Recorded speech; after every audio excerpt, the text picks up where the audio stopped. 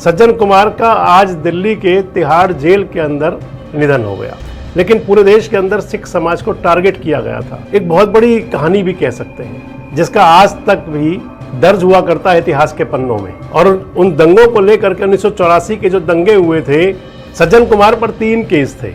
पिता पुत्र की उसके अंदर एक हत्या का मामला भी था और दंगे भड़काने के आरोपी भी थे सज्जन कुमार। 2 केसों में सज्जन कुमार को सजा हुई थी और 1 केस में बरी हो गए थे। अमृतसर के गोल्डन टेम्पल में ऑपरेशन ब्लू स्टार चला था वो, और इसे मान सकते हैं सिख समाज का जो गुस्सा था, सिख समाज के अंदर जो विरोध था, उसका एक परिणति थी कि उन्हीं के इंदिरा जी के अंगरक्षकों ने ही इंदिरा जी की गोलियों से छलनी करके हत्या कर दी थी। उन दंगों के अंदर तमाम बड़े लोगों के नाम भी थे और एक नाम सज्जन कुमार का भी था उनमें। उस समय सज्जन कुमार सांसद हुआ करते थे।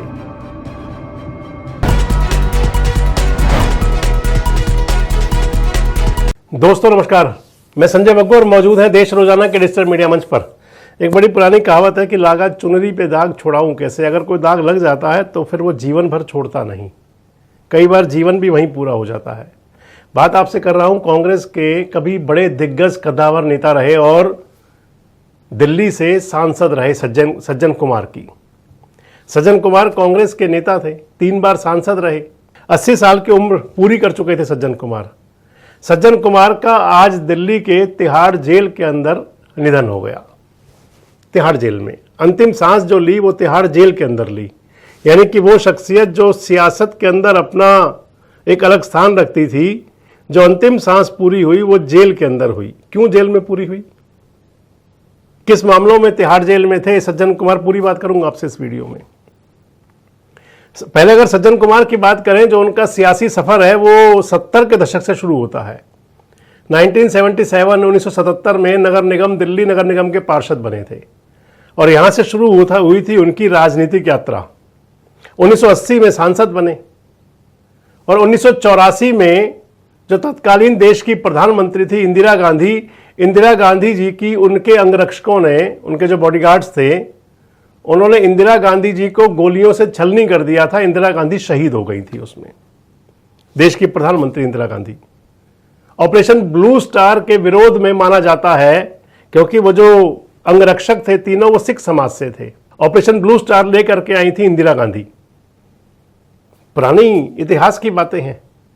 अमृतसर के गोल्डन टेम्पल में ऑपरेशन ब्लू स्टार चला था वो, और इसे मान सकते हैं सिख समाज का जो गुस्सा था, सिख समाज के अंदर जो विरोध था, उसका एक परिणति थी कि उन्हीं के इंदिरा जी के अंगरक्षकों ने ही इंदिरा जी की गोलियों से छलनी करके हत्या कर दी थी।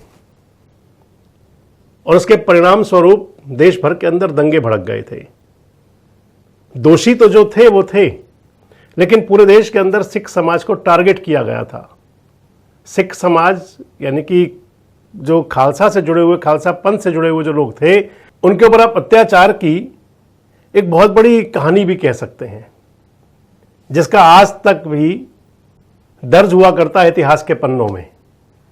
और उन दंगों को लेकर के 1984 के जो दंगे हुए थे, गांधी परिवार, राहुल गांधी और इसके साथ साथ प्रधानमंत्री मनमोहन सिंह जब रहे थे, सरदार मनमोहन सिंह, उन्होंने उस बात को माना भी कि वो बुरा दौर था। खैर, 1984 में इंदिरा जी की हत्या के बाद जो दंगे भड़क उठे थे, उन दंगों के अंदर तमाम बड़े लोगों के नाम भी थे और एक नाम सज्जन कुमार का भी था उनमें।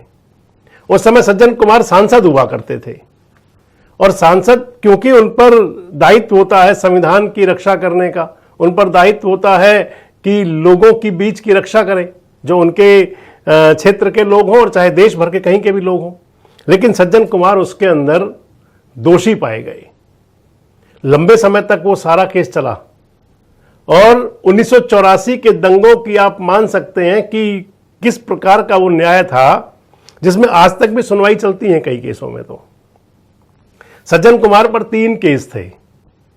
पिता पुत्र की उसके अंदर एक हत्या का मामला भी था और दंगे भड़काने के आरोपी भी थे सज्जन कुमार। 2 केसों में सज्जन कुमार को सजा हुई थी और 1 केस में बरी हो गए थे।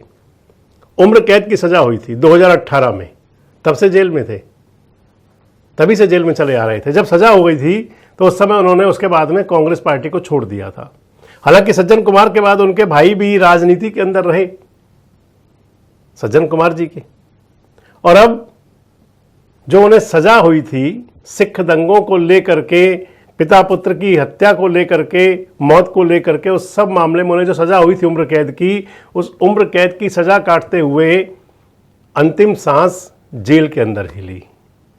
इसलिए मैंने आपको वीडियो के शुरू में कहा था कि जो चुनरी पर दाग लगता है वो हटता नहीं, जो दामन पर दाग लग जाए वो हमेशा साथ चलता है। खैर, सज्जन कुमार कद्दावर नेता भी थे, लेकिन इसके साथ साथ उन पर सिख दंगों का आरोप भी था। आज जेल के अंदर ही अंतिम सांस ली। बुरे काम का बुरा नतीजा इसी को कहा जाता है। कमेंट बॉक्स अपनी राय जरूर दें।